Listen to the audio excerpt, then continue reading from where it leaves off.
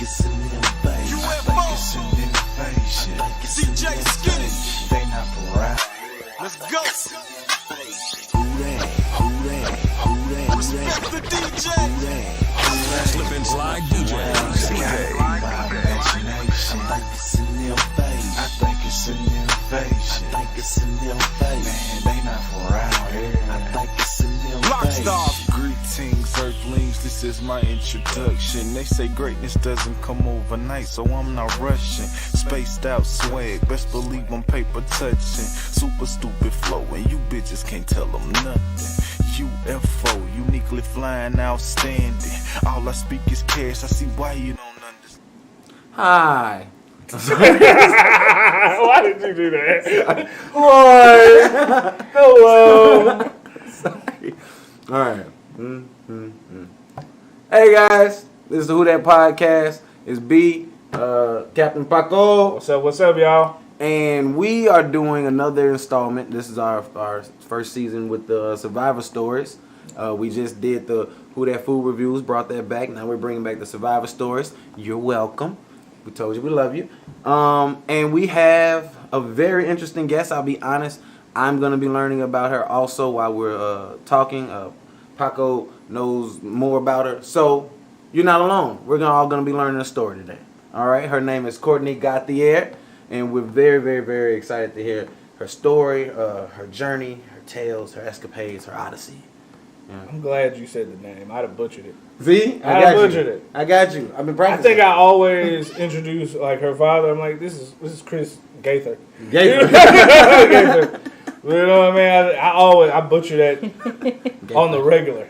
I want to go back and watch the UAW episode. Man. Oh yeah. And see how you said it. Oh, I probably fucked that all up. So yeah, her father was on the UAW episode where when they were on strike, they all came into the living room. 3,000 live viewers, probably 11 to 13,000 views at the end of the night. It was a good turnout. It was a good But turnout. today is not about him and his Coogee sweaters.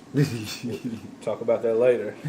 But we are going to be learning about Kourtney's story. Kourtney, can you let the people know what you do today? And then we'll get into, the journey or whatever. Yeah. Hey guys, it's good to be here. Thanks for Thank you for having me coming on the Yes. mothership. Yeah, we it's appreciate exciting. that. I've been trying to come out here for a long time. I actually heard that episode with my dad when I was in the pen. oh wow, Yeah. wow. Yeah. Why you in the pen? While I was in the pen. Yeah, That's what I'm I talking about. They had got us some- behind them walls. No, man. I had one of my counselors like, my dad was on the news and he did this podcast. I was like, you guys have to let me see it. So that was cool. That's so cool. Yeah, so I've been trying to get out here for a while. How about if we can go live from the pen one day? I swear I'll do it. I do it too. I'm working on it. Yeah? I'm working on it. Please let me. Yeah, Yeah. absolutely. We'll shoot a whole music video next time. Yes. Yes. I'm gonna do some I comedy. I'm gonna roast somebody. Come up here. I What got you a do? music video in the county. Do you? So I'm getting back into the county jail to go give back, because that's kind of where my story started. So what I do now, so I'm an assistant administrator at a women's halfway house, assistant director to a recovery ministry, and we mostly deal with like addictions, like drug and alcohol addictions. We're not like certified or licensed for co-occurring disorders to help with depression or mental illness and things like that, but we deal with a lot of it because most of the time It comes with it. it comes with it, or that's why. So addiction is like drugs and alcohol are the symptom of a deeper underlying cause. Right. So that's what I do today. I try to help people get on their feet. And how can they reach out to you?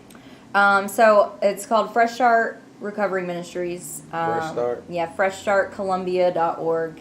And here in Columbia, Awesome. well, our women's halfway house is in Mount Pleasant. Okay. Our men's halfway house is in Columbia. We actually just bought a bigger men's facility. And we house about 10 men, 10 women at a time. How long has Fresh Start been doing this? 7 years now. Wow. Yeah. That's what's up. Yep. That's what's up. Okay. So how long have you been working with Fresh Start? 7 years. Oh, all 7 years. All 7 years. Damn, Damn. Okay, that's what's Yeah. up. So were you like one of like founding members? Or you like we should put this together type So thing? I am fresh start from the inside. So they first started coming into Murray County Jail in fall of 2015, and that's also when my recovery story began. Wow. Lined up Perfectly, Look at like God. within a month. Won't he do it? He'll do it. Man. He'll do it. Okay. So how did you end up in county or the pen? How did you get Let's there? rewind that back real quick. Let's start from the Alright. beginning. Okay. The beginning, the pen is like the climax. But I'm Yeah. saying, how did we get to the pen? What was the Yes, cause let's- of the... Let's is start from the climax. beginning. That's good. So, I was born by the river. Okay. No, I was not. Kind of by the Flint River, sort of. So I grew up in Michigan. I'm from Michigan. Yeah, born here. Little sister was born here. Not a whole much of a life down here. So we moved to Flint when I was about 4. East Flint. So we had, very diverse. Like growing up in, parents worked a lot. Dad did construction. Let me ask you this. Do you feel like growing up in a diverse community helped you later in life? Absolutely. Thank you. All right. It set the foundation. Remember that. Absolutely set the foundation for everything that I was going to go through one day. So, we moved a lot. I have 2 younger siblings. We're like 6 years apart. So, kind of grew up little mama, because the parents were real young and, they were trying to get it together. And we moved about every 6 months to a year. Oh, wow. Between parents splitting up and then getting back together. They Oh, split wow. up, we move, they get back together, we move. So I ended up going to 14 different grade schools. Oh, wow. So that structure in the beginning, that steady structure a lot of kids need, it's not there. Yeah, non-existent. Gotcha. Yeah. Yep. All So, within the same state, or you going 2 to different states Wow. between Middle Tennessee and the Lower Peninsula of Michigan. Wow, so you really Back and forth. Yeah. Man, Yeah. man. Kids need that. They need that structure, that stability. Consistency, yeah. Because then they build relationships with people. Right, and- something to lean on. So if you Right. if you already take away not having your parents around, Right. to be able to go to basketball games or take you to school or whatever, you already don't have that. At least then you can have your friends at school. Yeah. At least you can have your school to count on. Right. So having none of those things is like, well, now what do I do? Right. What do Turns you into a what do you loner lean on? off the rip. Yeah. Yep. But yes and no. So I am very good at adapting. Chameleon. And that came from, having to. That's a survival thing that I've established. So great with people. Maybe I get it from my dad too. He's pretty good with people. He is good with people. Yeah. But in that same sense, you're good with people, but it's still kind of a surface level. I would not call it fake. It's absolutely genuine. It just can only go so deep because There's a wall. I'm about to leave. Right. 6 months from now, I'm not even going to be here. Right. So Let's not so- get too deep. yeah, Right. right. So it's hard to get friends. It's hard to really learn. So there's a phase of development between 6 and 9. It's negotiable where you start stepping outside of your identity being your parents to gaining your own identity. I'm Like experiencing that with my son right now. right, prepubescence. Right. So they start, there's that selfishness that kicks in, the me, and they don't understand why they gotta brush their teeth or, whatever. So you can break it down into the simple stuff. But in the bigger stuff, it's like, who am I? What is my identity? So if you're In this having, world. if you're having to learn that from TV or magazines or from different schools that you go to, Right. So I would go to a school where I was the minority, and then 6 months later I'd be in a school where I was the majority, Right. and then another 6 months later it'd be pretty even. So there wasn't even like, you couldn't go off of looks, you couldn't go off of education, Right. you couldn't go off of experience because no kid, had the experience. Or maybe they did, but they wouldn't talk about it. Right. So it's But 14 different schools, no, it's not a lot of kids with that experience. Yeah. Even like the Army brats. and Right. stuff, Right. It's a lot of moving around. And Such a consistent basis. And I'd say Inconsistent. diverse, financially too, depending on whatever the parents had going on. Some schools, we made too much money for food programs, and other schools, we were almost too poor for the programs. Right. Yep. So and then those stand-in friends that you're making right there, that changes because money and where their background might be, and now you might be like, well, everybody around here is a little snobby for me. That, Right. well, everyone, that type of thing. I had to turn down going to BGA. My dad wanted me to go to BGA. Yeah. And I was just like, how in the hell black kid gonna fit in at BGA with all these rich white folks? You know what I'm saying? I just couldn't see it working at my age. how old were you then? Oh, I had just went into high school. Yeah. Yeah, and I It was hard. yes. Yeah, hard times. I didn't go. I wish I would have now. Yeah. But I didn't go. You I was wish like, you nope, would've I'm gonna stay in Spring. So Hill. it's that deep need that everybody has to fit in and Right, to belong right. somewhere and to make Belong, friends, right. and that'd change your whole life. Yeah. Not having that. Yeah, and I had a deep structure. It was, I was very popular. I threw parties and events and stuff. So I had, we had a mob. Yeah. I'm going to go from a mob to being a minority that's definitely poorer than 50% at BGA. I totally understand what you're saying. So, yeah. All right, so when you went through that all the way through graduating 18 out of high school? Yeah. All right, so So I had my niche. This is kind of an important piece. I had my niche in basketball. That was my thing. Used to hoop? Yeah. Okay. Used to hoop. I used to hoop. So somehow I managed to make it into hoops, even after moving so much. That's typically a rule in a school that you got to be there for so long before they let you on the team or whatever. Yeah. So somehow I slid past all that, and at least until I got to high school. So the crash in 08. My dad took the buyout from Ford. He was working at Ford in Detroit, and we moved to Cullioga, Tennessee. So I went from a graduating class of 2,200 kids. Oh, wow. At 5,000 kids school. Wow. To a graduating class of 74 with 1,000 kids K through 12. Yeah. And so, okay, cool. We've lived in the country before. There's a period, I was homeschooled for a little bit. And so that was fine. The country's cool. But I tried out for the basketball team, and the coach, I didn't make the first cut. So I wasn't that great. I was a little out of practice, right? But it was still good. So whatever, I went to go talk to him like, hey, why, what can I work on for next year? He told me not to bother because I wasn't from there.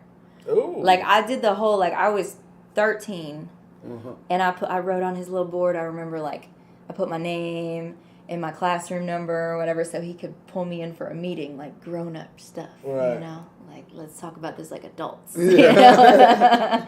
I'm dedicated. I really want to sit down. Yeah, I'm super serious. I was going to go to UT and play for Pat Summitt, and, I had my that was whole, the plan. go play for Detroit in the WNBA. That was my dream. And the guy told me to not even bother because I wasn't from there, that I didn't have a spot on the team. And I didn't really believe it. I didn't really, because you hear about that stuff in movies, Yeah. But That shit is real. yeah, it was real. So I was kind of at a spot in my home life where I couldn't really take another letdown. So, we didn't try to push it or pressure it. And Now, did Cullioga have their own team at the time? yeah. Okay, because I know It was recent, though. Within the previous 5 or so years, Right. they had just gotten their own team because they were playing with Hampshire. Right. Damn. Yeah. So did you try again the next year just to test it?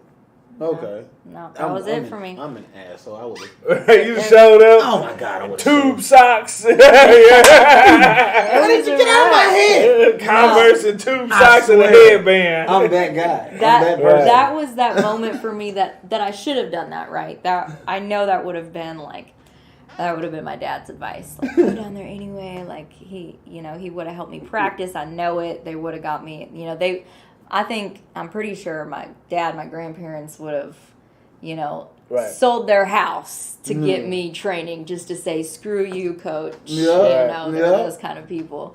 But, I wanted to protect my family, too, because they were in a hard spot, and... and didn't want to be the squeaky wheel. Yeah, I did not want to be the squeaky wheel. We got enough problems. I didn't want to hear about how broke they were going to be, and so that was the turning point for me, where I started really resorting inside of myself instead of reaching out. Right. So where did that take you from there? That took me into really finding my creative side. Okay. My passion and my ability for art, so I do portraits, graphite portraits. Okay. Wow. Wow. All right. Yeah, so mostly photorealism. I can draw anything that I see. Really? Yeah. Have you ever thought about doing illustrating and stuff? Yeah, it's kind of a competitive market though. And I'm not really competitive. Well, what if someone just had a book that they needed you to illustrate? Absolutely. Awesome. Because we know somebody. Yeah. Yeah. That's looking for an illustrator for a children's book. Yeah. Yep. Anyways. We might need to talk about that. Yeah, we'll talk about it later. Absolutely. So that was my saving grace. So music and art, anything that didn't have to do with people. Didn't have to do with a team. You can express yourself, but you don't have to talk to nobody while doing it. You don't have to depend on anybody to show up. Just writing. At that time, Yoga had a pretty good theater production program. So I got into making videos and movies and doing sound and stuff for the school. Yes. And I became friends with, I found my little group, the little stoner crowd. Yeah. They were the nerdy stoner crowd, though, not the troublemakers. Right. We do our work and we don't get exactly. One of the kids, we dated most of high school. I followed him to college. His dad was a teacher there. Right. So I had to go to school. Right. So that was good. Right. That's a good crowd to be in. That's a good crowd to be in. But, we smoke and drank every weekends in the field, though, Yeah. That's all there was not to always do the best there. crowd to be in. That's not the best crowd, but but I got a full ride to MTSU. All right. And I went for photojournalism. I made it a year.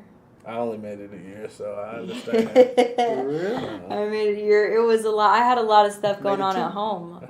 Go get it, boy. It was get the so degree, much but I made it too. My breaking point. Yeah. So I got Trill. They told me when them scholarship money ran out, I was like, I had nice. Trill Entertainment on the phone with me, wanting to book me. I went for mass communications because I was doing film. Nice. And they're booking me for a tour. And so I'm talking to the professors. I'm like, so when do I actually start learning about, filming and composition and stuff like that? They're like, oh, probably till almost the end of your third year. And I was like, oh, I go on tour this week, so I can't fuck with this. You know what I mean? And I got everybody's phone number that was in mass comm. And for 4 years, they paid me to do all their video projects and shit. Yes, I was making man, them kids couldn't edit their way out of bucket, okay? Oh my God. Yeah. So wow. Yes. That was the problem for me too. That I needed to write. I needed to write and I needed that creative expression. Right. And you're gonna take that from me because of a math requirement? Right. I'm gonna sit here. I'm not about to do math in my next 50 years. And they didn't even have programs then. There were big programs like, oh, you can just do this workshop and we'll give you a degree from Vanderbilt. Right. It's a whole specially certified with this. Right, like a tech course. When I went by accident and I thought I could cash the checks for the scholarships and stuff. Found out I couldn't. So I was in there and then they told you you already know the money you don't spend, you get back on the little reimbursement. Right. I'm in class without a book. Right. I'll go for English because I write. And that's all I know. I just want to be an author. Yeah. That's it. That's the only reason I'm here. If I'm gonna be here, I want to write books. Right. And needless to say, that's not what ended up happening. Right. But the whole 2 years I was there, I didn't do a math or science class. Right. Like, I didn't. There's no reason. I've talked to the counselor, like, let's not bullshit each other. Right. There's no reason for me to not enjoy it and to give you a headache. Right. Man, let's just skip around that. Right. I took theater like 3 times. Oh, wow. Kicked ass in theater. Right. Yeah, that doesn't get you a job, but But But it gets you that GPA to it was stay. nice. It was Right. nice. They couldn't. They had to keep me. Yeah. They're like, well, you ran out of scholarship money, but you're a good student. Unless I can take theater again for free. Right, right. Can I teach it? I did it 3 times. I think I know it at can this teach point. Right. So,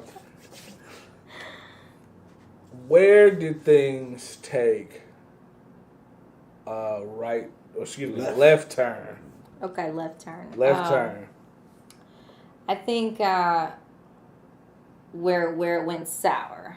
So parents split for the final time, Okay. and so I stayed with my mother, and I've never seen. I don't even know your mother's name. Okay. so she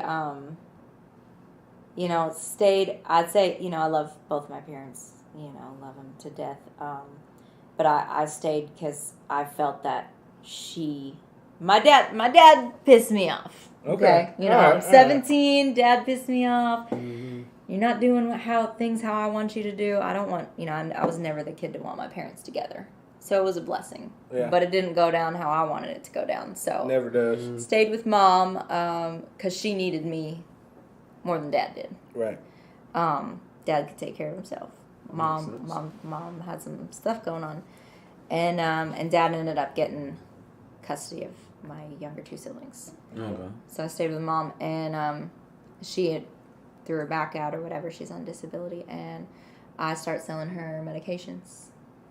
Okay. Half of her medications, anyways, so that way she's still taking them because she still needs them, and that way we can pay the light bill. Right. Because I know I got some friends who their big brothers work construction and they can't get insurance and blah blah blah. They're no thugs or nobody like that. You break your body Drugs sell down trying to themselves. provide, man. I am definitely in that boat. I have no more left. Joints just rub together. And shit. Yeah. And if you a construction guy and you ain't got no insurance, how old were you at this time? 17. A little 17-year-old coming up with some goddamn muscle relaxers or something. Yeah. After you've been doing manual labor from 6 a.m. to 6 p.m. Yeah. So shit. No, they paid good. They paid doctor prices. Right. Hell yes, they did. Yes, they did. Like, cause they don't have couldn't- insurance. Yeah, they were like, I was a little doctor. Yeah. Little doctor mama, so they called me. So it was good. It was legit. I started work. I was working 2 jobs. Still in high school, dual enrolling at Columbia State. I was a lifeguard and I worked at McDonald's, and I'm selling pills on the Who were side. your lifeguard at? YMCA. It's now For real? Milltown Rec. Yeah. Wow, okay. What year was this? 2011, 12. Okay. Mm. Wow. Yeah. I was going out there then. Favorite job. Love that job. Had so many little boyfriends running around. Yeah, see, the Y used to have where they had the, you take the kids, they put them in the daycare while you work out. To me, that's a killer point for a gym. Well, I can bring my kid. They had the whole. Yeah. Yeah, the area nurses, back they there. would take them swimming and stuff, and the lifeguards would watch them. Yep. Yeah. Yeah. It was wonderful. Yep. I love it. It was an amazing job. They kicked you out? I got banned from the Y till I was 21. What'd you do, like climb on the slides or something? No, I punched somebody in the face really hard. Yeah. We have passed also. Let me find out. You seem like such nice guys. we are. Yeah. Because the past. Right. Yeah, I get it. We're getting to the good part. Yeah. Been there, done that, yeah. Yeah. So where do we go from here? You selling pills to the Selling construction pills. workers? So this is still in high school. So move in with high school sweetheart whose dad was the teacher. Yep. Right, move in with his parents. Finish high school. Super big blessing. Graduated, everything was good. Went to college, went to MTSU. Tried to stay away, from mom, but, it's just a lot of drama and she needs some help and stuff. So it's your mom. It's my mom, Yeah. So You ain't gotta define that. Just I'm say in it's my school. mom. It's my mom. My mom needs me, so I'm helping her out, and I start taking too much Adderall and Vyvanse to be able to get done what I needed done for my schoolwork. So I remember it was midterms. Almost killed me. I think it was midterms. No, it was finals. It was the end of my first year there. And I was up for 17 days. Woo! I lived in the dorms. Yeah. I remember running around That those is good. dorms like I was looking for my boyfriend. Like, I know he is out here. Huh. Like, I know he's out here and he needs to come help me finish this paper because I'm about to fail. Right.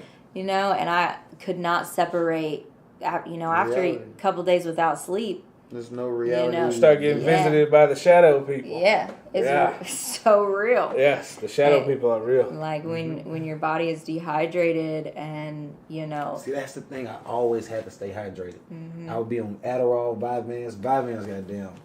Yeah. I didn't know I had a bad heart. Yeah. Make your heart beating. You can see your whole shirt doing that. Yep. Just fucked up. Yeah. But I always had to stay hydrated because I would start to feel like my eyes were because I would be so wired. Yeah. Yeah. So they would always be so open. You feel like your eyebrows taped Yes. up. So I was like, man, my eyes are gonna dry out. So I would just keep water because I was like, Yeah. I'm always like hyper focused. Always looking. Yes, I Bug completely eye. understand. I completely, man. And you were taking Adderall and Vyvanse together. Ooh, Yeah. Yeah. Ooh, you're a wild girl. I'm I'm the maxed only out. person I know that's ever done that. Maxed out on both of them. Yeah.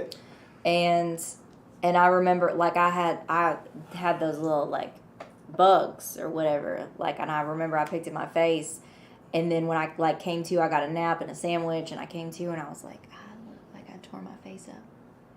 I tore my face up. I'm like, Anxiety. now I can't look at nobody. I can't leave this room. So now I'm on Xanax for a week, hiding out in my dorm, Wow. staying away from people because I need to calm down, stay away. So it was time to move out of the dorms, and that means move back home with the boyfriend and the nice, well-to-do parents. And I'm like, I can't do this. I totally isolated myself from any Right. chance of a normal, healthy life. Self-destruct. Self-destruct. Yeah. And I'm not even worthy anymore of anybody to ask me if I'm okay. But you don't want to let them down. Yeah. They have it'd be expectations. major disappointment. Yes. I couldn't have taken any more letdown. Yep. So I just cut it off, and and I'll say the relationship had its trouble and stuff too, but I was sick. I was sick, and that was my breaking point. So after that, I hadn't been single ever, and I'm 18 years old. Yep. Time to do what you Or- do. College. 19 years old, and I'm like, let's party, let's run the roads or whatever. And I ended Or up... whatever is pretty much whatever. just summing up. Because I have nothing holding me down anymore. If I'm going to make some money, which is cool because I already have my, big pill connects or party drug connects, and I can just flip something real quick. Yep. No big crazy stuff because I'm not, that's Yeah. a joke. Right. I would get got so quick. Yep. I'm sitting there like, Yeah. you got some keys in there? Yeah. Damn, look at that bird. Bop! So quick. Who am I even kidding? But, Right. But enough to Bird. just, hey, I got this, so I can stay here for a few weeks. Right. Because, I'm supplying somebody. Or, hey, I can get this middleman something and get whatever money I needed to, pay for a couple months to stay somewhere or whatever. And that just kept me in with those kinds of people. Yeah. And then It's called a trap for a reason. It's definitely a trap. It's a trap. Yep. It's It's definitely crabs a in a trap. bucket. The name of my company is Lost in the Trap. Yeah. Yeah. It just sums it all up. Yeah, it sums it all up. And the only thing is, once you realize it's a trap, you're already lost. Yeah. Like, so then You're like, trapped. Yeah, it's like Yeah. Alice in Wonderland. You know it's a trap because you're already trapped. So you're like, oh, I can't get out. Oh, this is a trap. Yeah. This is what a trap looks like. Yeah. This is, I tell people, you know, oh, you go left, but the only way you can go right is if you become a square, and that's pretty much the only way you can get out. You got to become a square. You got to cut them all off, and you got to walk that line. There's nothing wrong with being a square. I'm trying to raise nerds. Right. I want my kids to sit at the Yu-Gi-Oh table. Yeah. Right. You know, them kids that play Yu-Gi-Oh. Hell yeah. I want them to be the Yu-Gi-Oh Yeah, kids. I played Pokemon. That was like some of the best times of my life. Man, I want them to be them kids over there. Like, Yep. hey, you guys want to come to the party? Magic Meow. together. Just drop a card on your head. I want those kids. Yes. Those kids get That's through. the, get that's through the fine. good life. Yeah. That's the Exactly. good life. They get through high school unscathed. Yep. They go to college and then change the Those world. are the kids with, you know, Blue Cross Blue Shield. Yeah. Like that. Absolutely. Yeah. What a great way to put it. I'm trying to make a Blue Cross Blue Shield. Yeah. Wow. I'm sorry to cut it off. No, go ahead. Go ahead. Continue. So codependence. Can't rely on my own emotions. Can't rely on, you know, myself. So I need to rely on somebody else. Mm-hmm. So fall into a relationship. How long were you single? From the. Excuse me. God bless you. About 6 months. Mm. Yeah, about 6 months. Open to some. Yep, just trip and fail, you know. So it takes about 6 months. When you go from a relationship, you're like, oh, I'm going to party it up. About 6 months, you're like, man, this sure would be nice to cuddle up with somebody. And, Yeah. You know why? You know why it's around 6 months? What? Weather is changing. Yeah, that is true. It was getting Cuffing cold. season. It Cuffing was season. getting cold, and this guy had a that's- house. You know what I'm saying? You know, his own house. That and- cuffing season comes in. And so Those that leaves changing. that was cool. It was absolutely terrible. Like amazing learning experience. So many lessons in that one relationship. Yeah. So it started with I had graduated up to Opanis. So that's the top of the line of street painkiller drugs. Mm-hmm. Pills. Anyway, so next step is heroin. So we're not there yet. So Opanis. So we're trading we meet by trading out, you know, he's out, so I got some. Yep. And then I'm out, and he's got some. Yep. Right. Mm-hmm. So why don't we just get together, and then Now we'll we never always be have out. some. Yeah. Yeah, genius idea. We're like a dynamic duo. Yes. Right. I'm picking up your lack. Yes. You know? Power couple. What they say? The dope boy in the CNA. Absolutely. Taking the world by storm. Taking the world. Yes. One script at a time. Yeah. So that was very toxic. It was not only like mentally abusive, but it became physically abusive. We were together for 4 years. Let's talk about this for a second. Okay. Because I'm not a physically abusive person, but I've been in physically abusive situations. Sure. And it's weird how a person striking you can open that door, and then once you get out of that relationship, you have to close that door. Because if you don't want to be that person, and that's somebody I didn't want to be. So, and it's something that sits with you forever. It always crosses your mind. Yep. You get in an argument with somebody you're in a relationship with, like, man, bitch, 3 years ago I done knocked your fucking head off. You know what I mean? It always sits there with you, and you have to self-control yourself Yeah. to make sure you don't do that shit again. Yep. So, yeah, I had a girlfriend that it was the first time I was struck by a woman. Is this in the dark one? Yes. Tell this story. Oh, I don't want to put her out there. We don't speak it all no more. But yeah, I got sucker punched in the dark. I was on the phone with a drunk ex-girlfriend. Okay. Okay, she called me, and she was drunk in Murfreesboro, and she knew I had worked in Murfreesboro, and she was like, I need to find my way back to the dorms. I'm drunk. Yeah. So I'm like, what do you see? You see a Crystals? Is the Crystals by an Arby's? Okay, you need to make a left down that road, you know? Right. And I'm in the middle of giving directions, and the next thing I know, flash of white. then rush of pain. Oh my goodness. First time I'd ever been struck. For talking to your ex. Well, she knew I was on. We were laying in bed when she called, and I was like, "Oh, it's so and so," and she was like, "Well, answer it." I was like, "All right," and then I was talking to her, and then she was like, "Well, look, I'm trying to sleep. Take that out there," and I'm like, "All right, cool, whatever. No secrets. Yeah. It's all going down." Yeah. And next thing I know, sucker punched in the dark. First time, I was like, "Wow." Closed fist. So Damn. but yeah. So And- how in pitch black dark did she still make out, yo? How did she get square on the? I mean, because follow the voice, right? But how was she able to? Because line I that was shit sitting, we had an apartment, Yeah. and it had a sliding glass door, but the blinds were closed. So Silhouette. my silhouette's there on the couch. But you can't see her, right? Because you know what I'm saying. Oh now, yeah, there's a radar too when you're in that mindset to hit people. yeah, yeah. It's like a T-Rex. That's what I'm saying. Yeah. So Yeah. she's got a narrow view. All you hear? I heard nothing because I'm on the conversation. I'm like, oh, you done made it to Church Street? Cool, take Church Street straight down here and da-da. I'm Wham! boom, phone went flying, everything.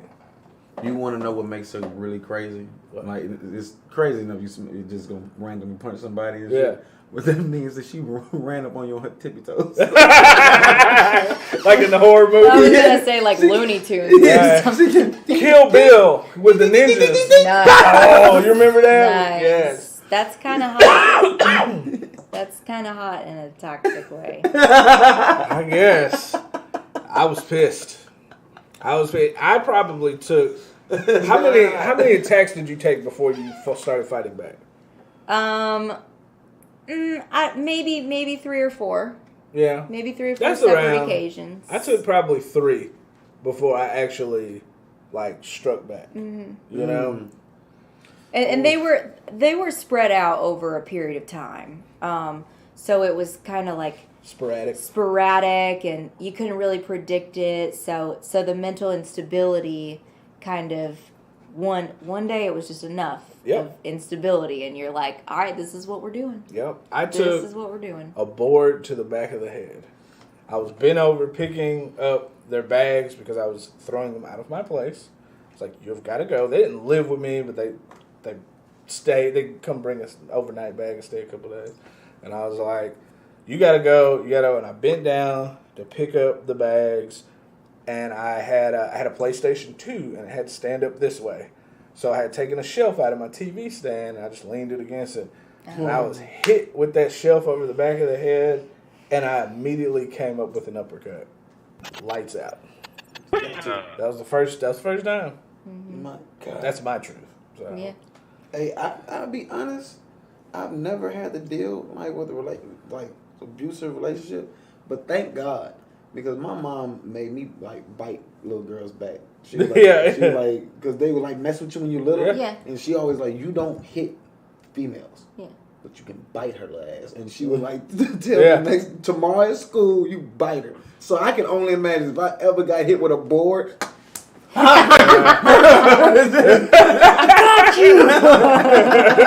Somebody get a muzzle. Get a I muzzle. was just Manchurian candidate just Right.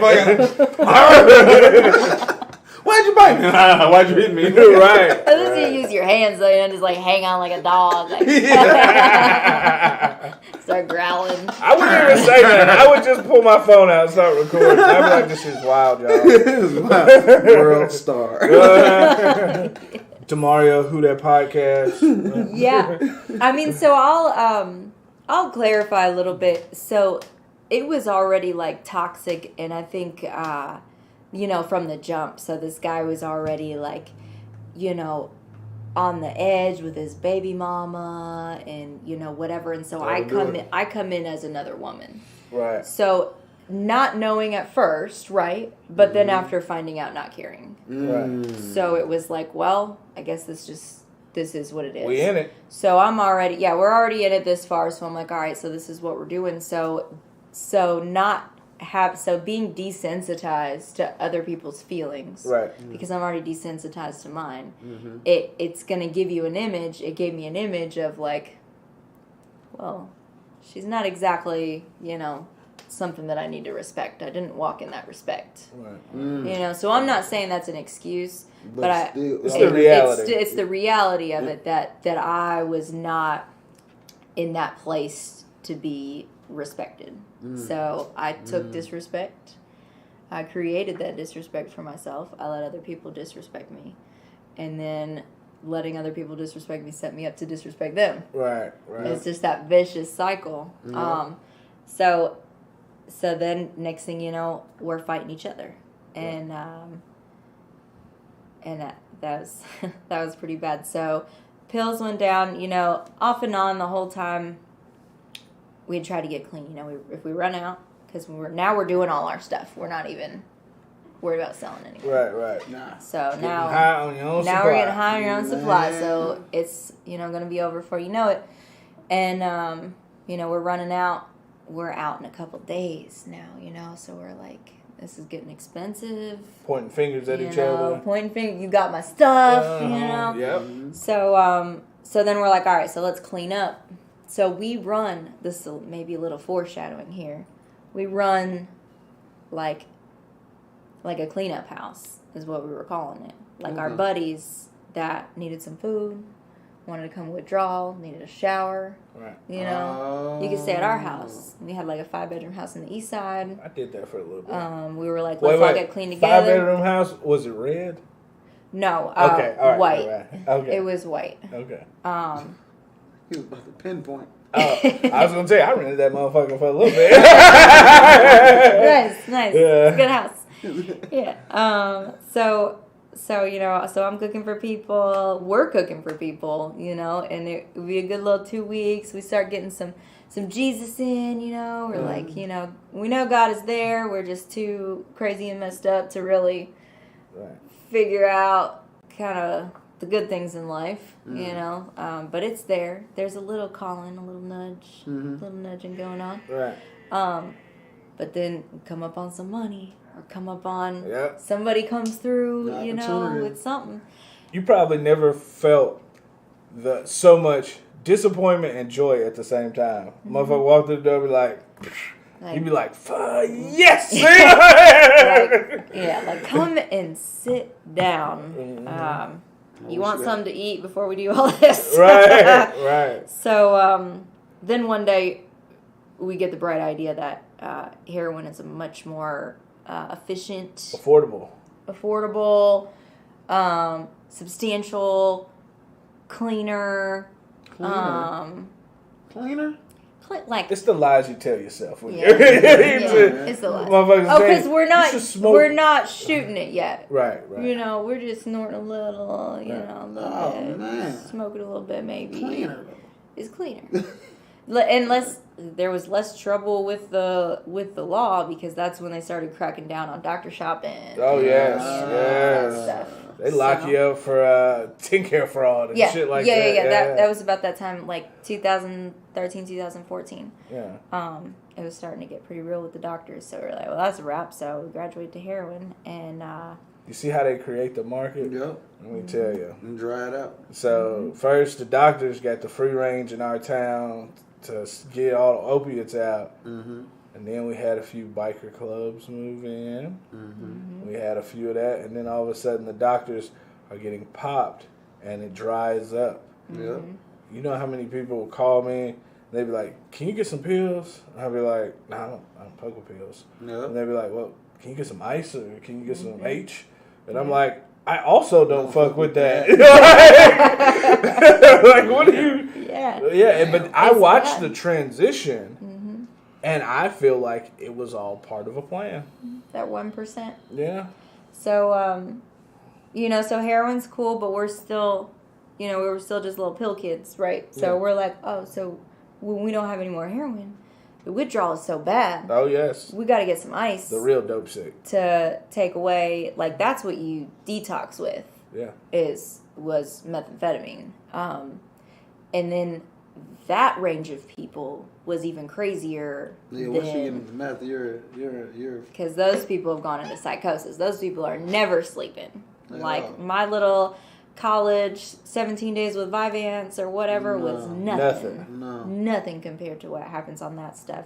And that was scary. So not only is them being strung out scary, but then they always have these crazy tales of paranoia. Mm-hmm. You know what I mean? I have chips implanted in me. I've seen this same car go around my house 10 times. If I borrow your phone to use it, right, to make a phone call because I need a ride home or wherever, you're going to think that I put a bug in your phone. Yes. And that I'm setting you up with the police because I care about that little ounce of ice that you got under your bed that's going to be gone tomorrow. That $150 CO, no. Yeah, what is it? The $150 they give them for telling on people. Let's just your get out of jail. They give you a get out of jail free card. Yeah. So so whatever. So so I was I don't want to say lucky, blessed. My mindset never really got to that where I was like I knew, maybe it was from my experience in college that when I saw that paranoia, I knew what that looked like, and I'm like, let me just stay away. But I still was chemically addicted. Right. So I still had to use here and there. Right.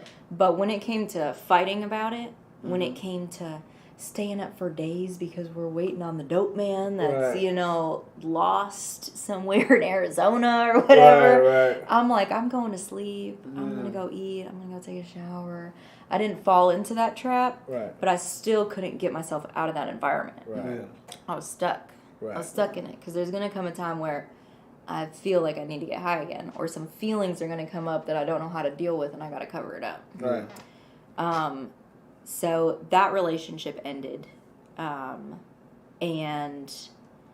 I moved back in with my mom, but I was a junkie at that point. Right. I moved had in with problems. Graduated to the needle. I had just... When you did, start incorporating the needle, was there like a conscious moment of, shit, I'm on another level?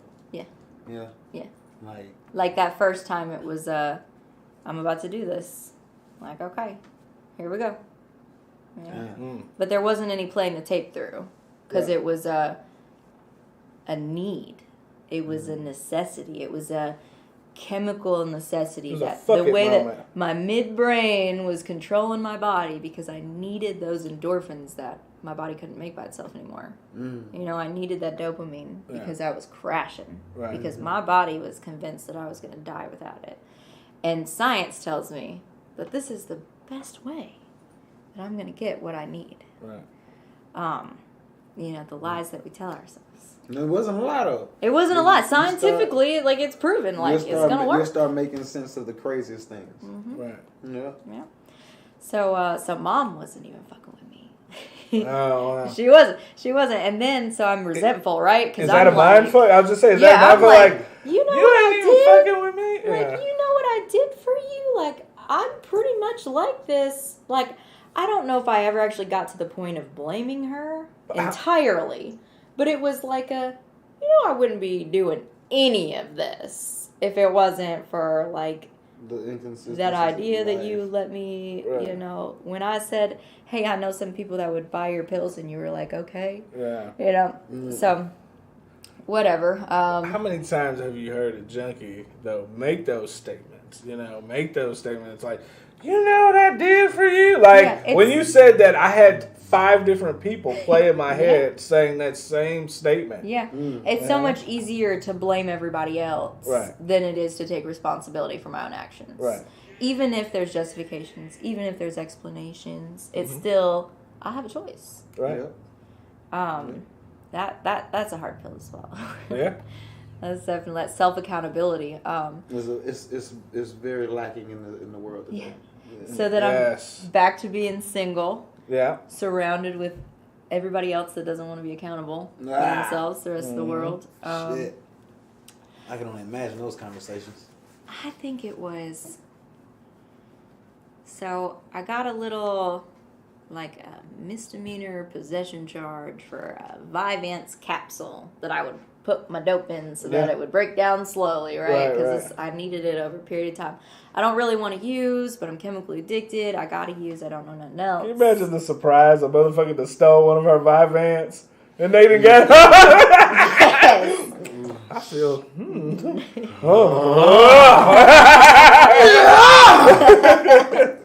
Yeah. But that, what do they call that? I cut my yard and everyone else's yard on the street. Right. There's a name for that when you don't really use something, but you think that you do. Not placebo. Yeah, placebo. Isn't it placebo? Yeah, placebo high. It's a suppository. Well, you can do that That's too. just what you made yourself into. You know what I mean? It's a capsule. That's what you Placebo. Yeah. No, you know exactly what's happening today. Oh. Yeah. Oh. I had some codeine that was in a suppository. Like they made it in there. It was a suppository with codeine and something else in it. I've never had something get me high From your ass. from your ass. Like, I was like, wow. Oh, wow. Exactly. wow. Oh. 20 minutes later, he's just normally like, yeah, I think I'm gonna go to Taco Bell. I'm making it to It was rough. People don't know, man. They use anything through their butt. It surpasses, like, what is it, your liver, anything that it's a straight Directly into your bloodstream. directly. Do that. Please repeat me. Don't do that question. Okay. But I got a question. This is just a question. I'm only thinking. Okay. So, if someone was to do H with the needle, but have another friend help them and like shoot it in their ass, would that be like a more Well, the needle's going straight in the bloodstream anyway. right? But I'm saying if it went through the ass also though, Yes. that would be That's more potent. wow. Yeah. That was going to kill you. Oh, okay. Yeah. All right. I saw two lesbians. They were at my house and they were putting X pills in their asshole. Well, yeah, Lil Boosie put us on that. Yeah, years I ago. know, but Yeah. Can I put an X pill in your booty hole? Like Yeah, that yeah. type of shit. Yeah. Yeah. But I was just thinking like the needle through the ass. I know we've gone way left. Yeah, Yeah. so we need I to have bring to it back. It's cool. We gotta edit it. But I told you I was gonna ask a lot of questions. Yeah, but, that's a good way to die from methamphetamine. Yeah. All right. Yeah. Do not Do not shoot do it. meth in your ass. We definitely have to edit this out because we're like, last view, WhoDat podcast episode, I'm gonna kick your ass. This is what you want. This is what you brought to the table. You know what I mean? I was curious. I was curious. I mean, it Yeah. dodges If your you- liver, you if- say. The episode is still playing as the cops are arriving. WhoDat theme music and shit. Do you know this man? No, I don't know this man that's laid on the floor with his ass up. No, I don't know. He was watching your show. He's zooming in the Never picture. seen that ass before. It's not my ass. Yeah. So let's reel it back. Hit that rewind button, Z. Hit the rewind button. Let's bring it back. Okay. All right, so You're back home. You're single again. Yeah. Mom ain't fucking with you. Mom is not fucking with That me. should be your first like single. That. Mom ain't fucking with me. Yeah. Yeah. Yeah, I might have to get with Marshall on that one. Yeah. And Yeah, work right. out a remix or something. So Parents just don't understand. so I'm not sure how I meet these people anymore. I was the nice, little young, pretty girl in the streets,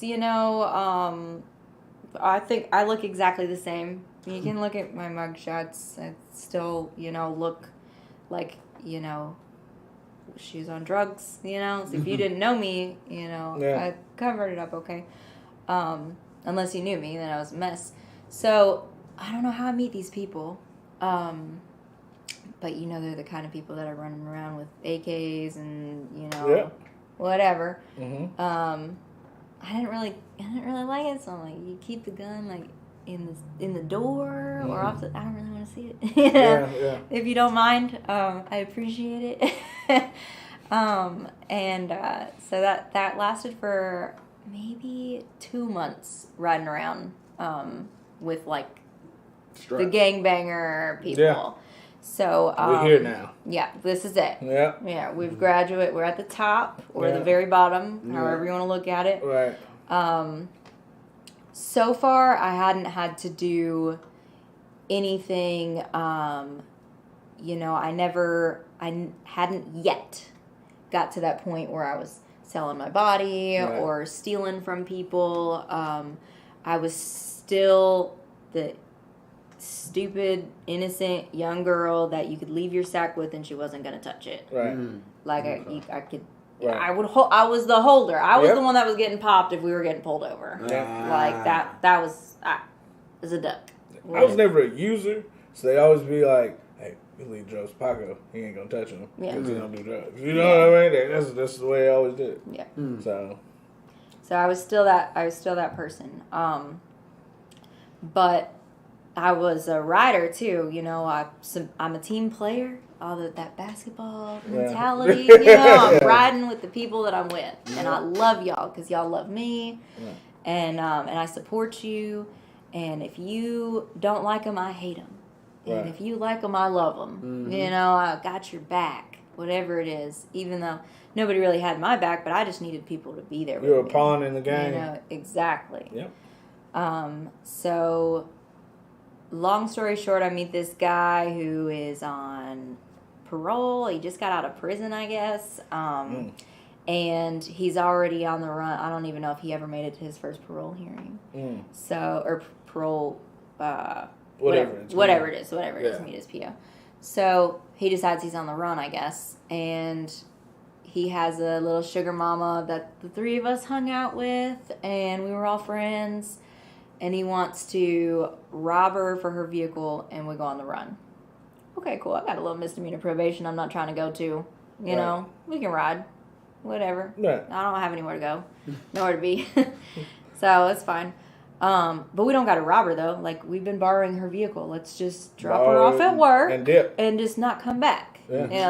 That's my idea when he was talking about all this stuff. So, he was like, oh, yeah, you're right. So, I'm like, okay, cool. So, we're not robbing nobody today. Right. So far, I haven't done that. Don't have to do that. It's cool. Except it wasn't, because we never left that day. We still ended up picking her up from work. And that night,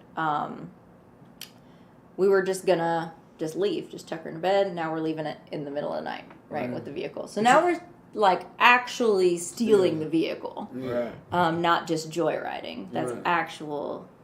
stealing of And if she gave you guys permission, like if you took her to work and she gave you guys permission to drive the vehicle, at that point it really falls into a civil suit. Yeah. It's not even criminal. Right.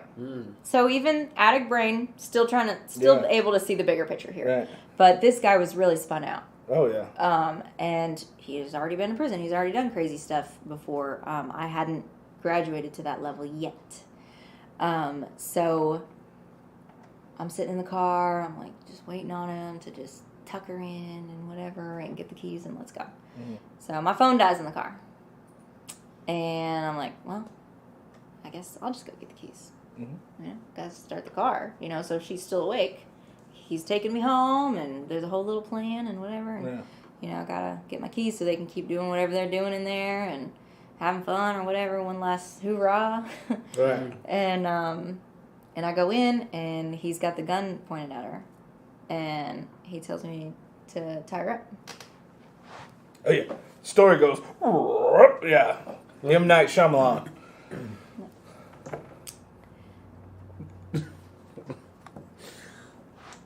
All right, so she's awake still? I told you he would sit like this.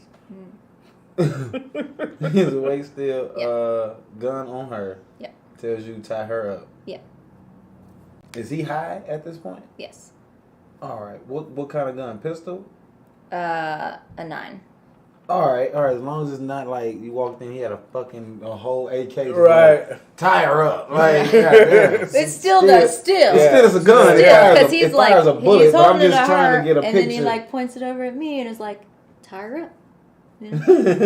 Like, hey, So I'm like, are you fucking crazy? And he said, yeah. And I'm like, all right. That's all I need to know. Yeah. That's all I need to know. That was all right. So you walk in, hey Tyra, are you crazy? Yes, I am. Mm-hmm. All right. Yeah. Like Okay. I still Okay. can hear him saying that. Like 7 years later, I can still hear him saying that. Like, yes, because that was the day that my life really changed forever. So. All right, continue.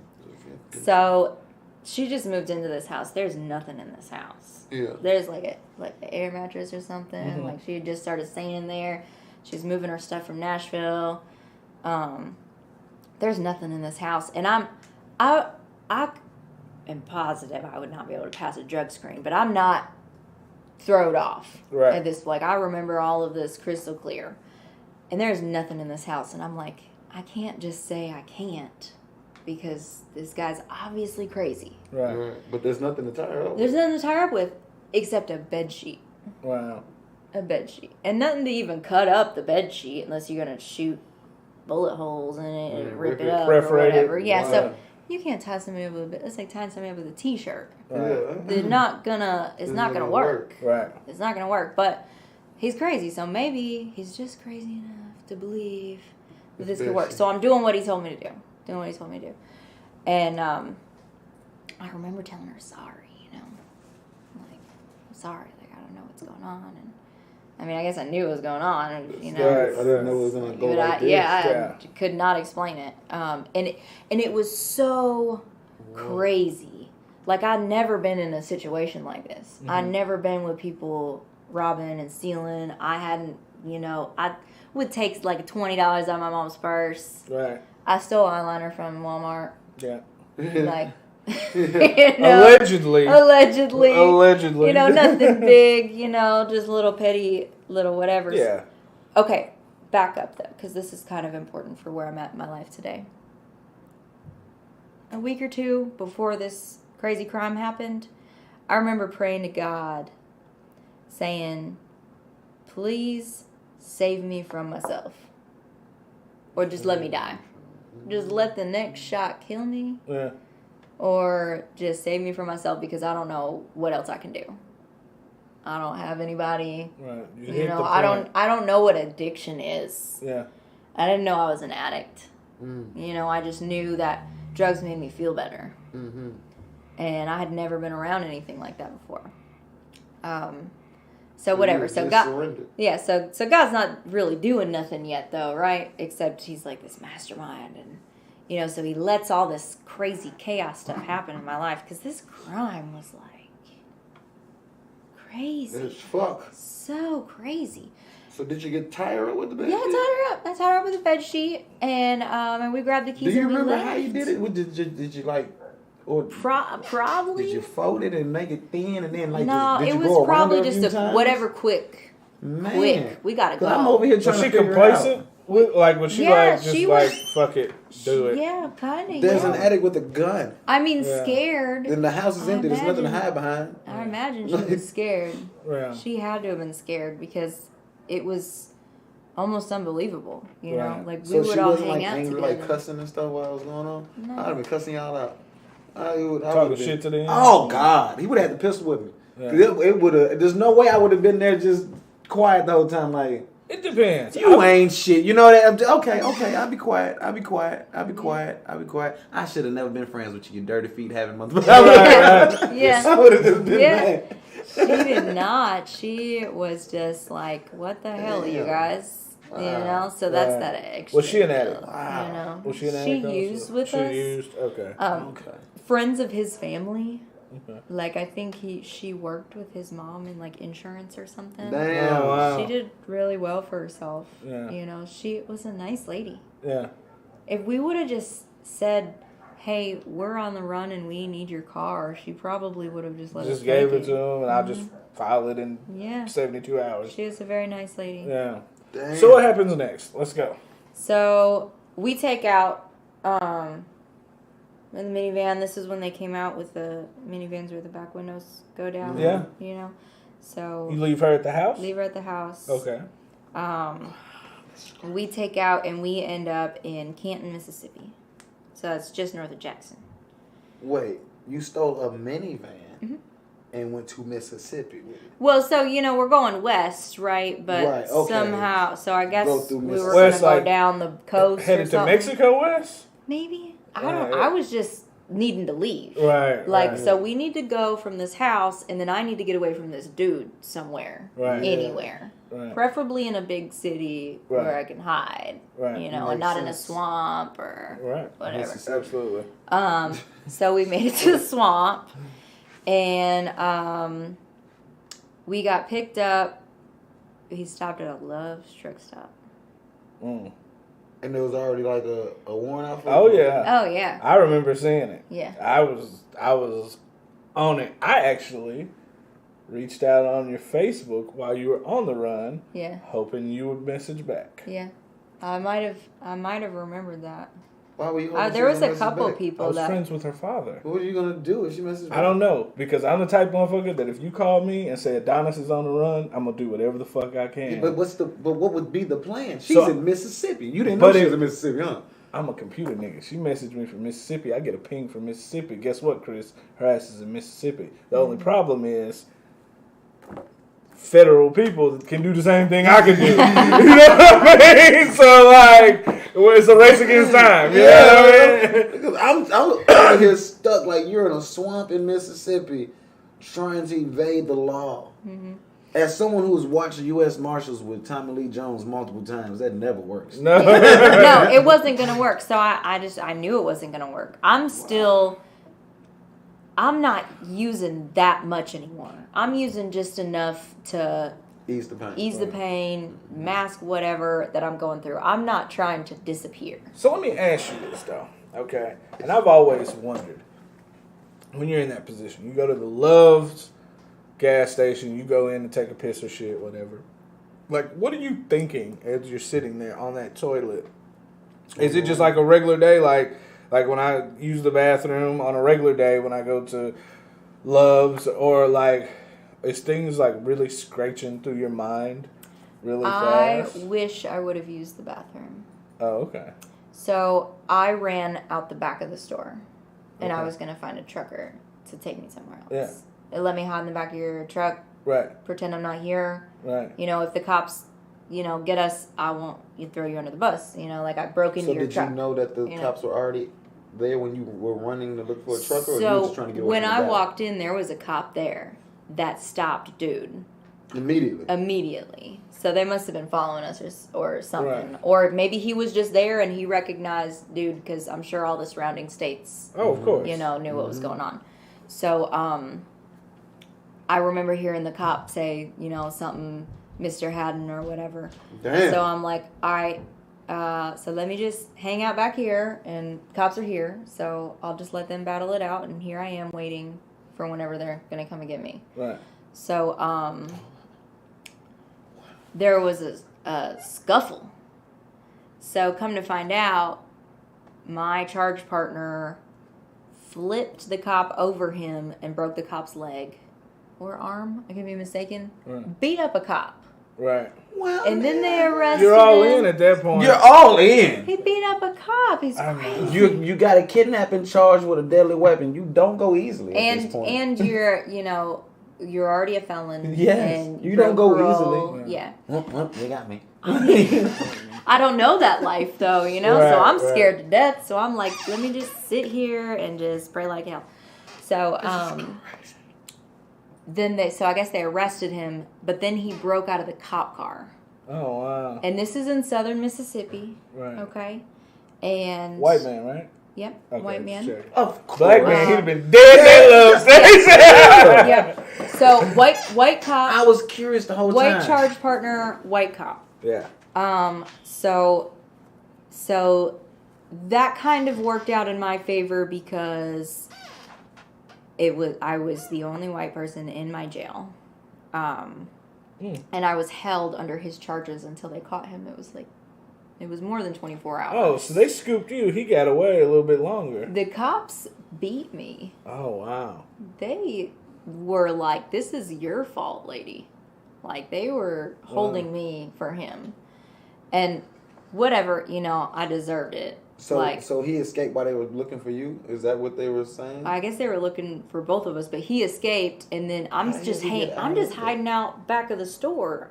Do you know how he got out of a police car with handcuffs? I mean, I and- hear you broke out the window, but, All right. but he escaped for more than a day.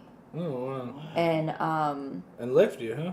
and look, I mean, I was leaving him. Yeah. I was hiding from him. Like, this was my way out Right, from right, him. right. Period. So cool, whatever. I don't So care. when you're hiding in the back of the store, paint that picture for me real quick. I want to like. So outside, you know, you got your little double doors, Uh-huh. and there's bushes, Yeah. you know, to decorate the building. Right. So I'm sitting in between the door and the bush, just kind of That's Grand Theft Auto style. chain Like a motherfucker. smoking. Oh, wow. You know, I had my little cigarettes in my. So you weren't trying to hide from the police at all? I was just hiding. Like, yeah, because...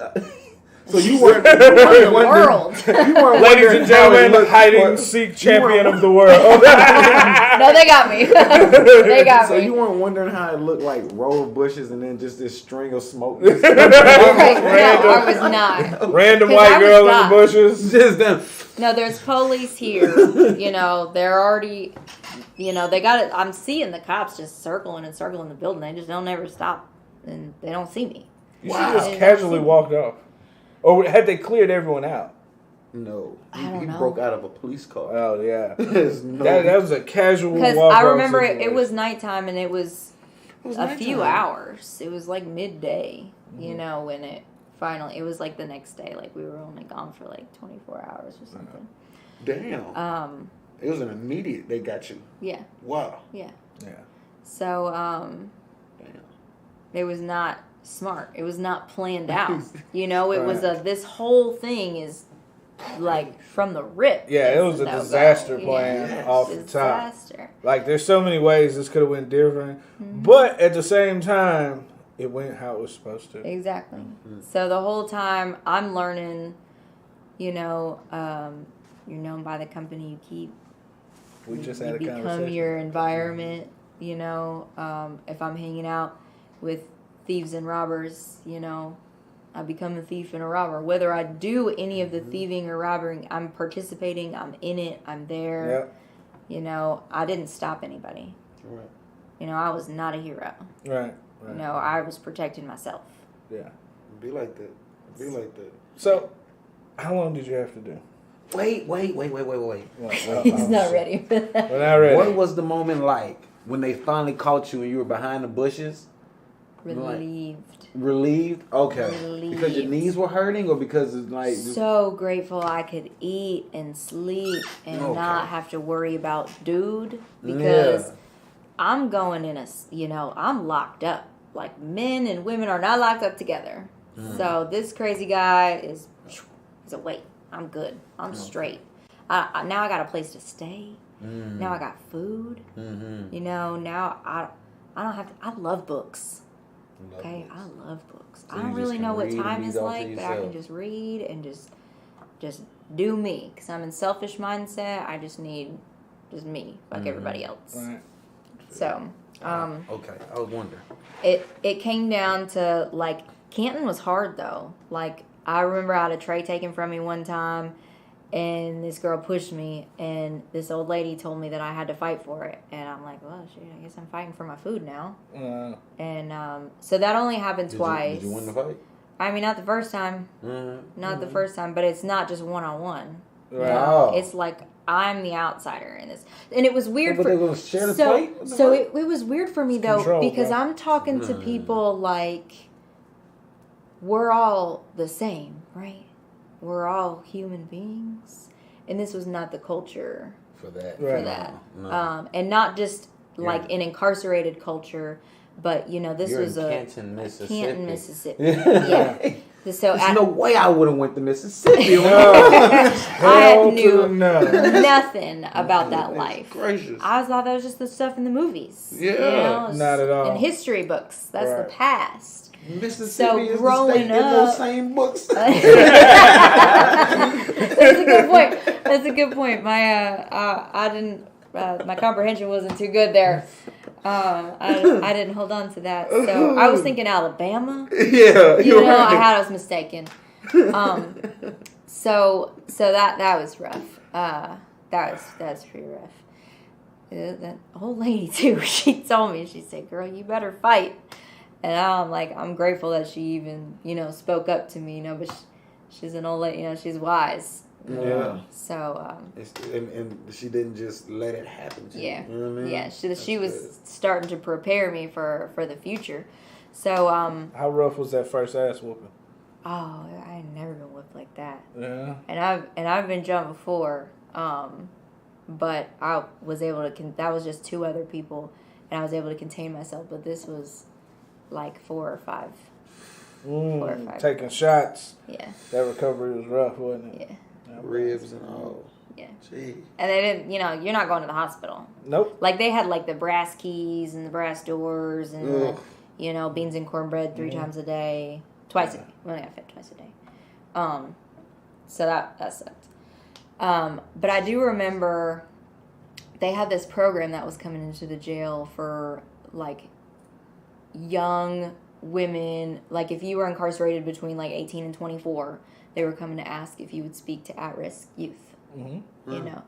And Yeah, I'm scared. so I was wondering at first, I didn't really realize this for a long time, but why did they ask me? Well, they asked me because I was 18 and 24. Yeah.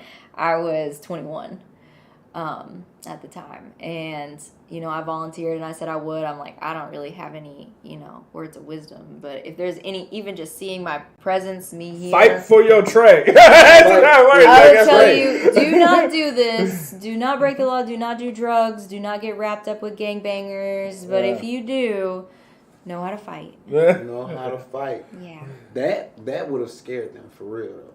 But you know what, though? In that setting, you see all the inmates, and then you see her. I'd have called bullshit. I'd be like, she's an actor. That she's not an inmate. I didn't have like a bunch of tattoos and stuff. And the only white person there. Yeah, actor. Guys, you don't want to be here. That's Alicia Silverstone up there talking now. Bring me in Kiki. I want to talk to Quisha. I don't believe you, Kourtney. Kourtney. Kourtney. To make it even better, my name is Kourtney.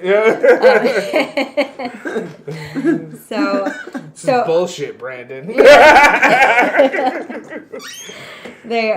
So thankfully I didn't. Those teenagers probably would have beat me up too. Probably the motherfuckers were Probably. bumptious. Yeah. Yeah. Can jump out of your screen.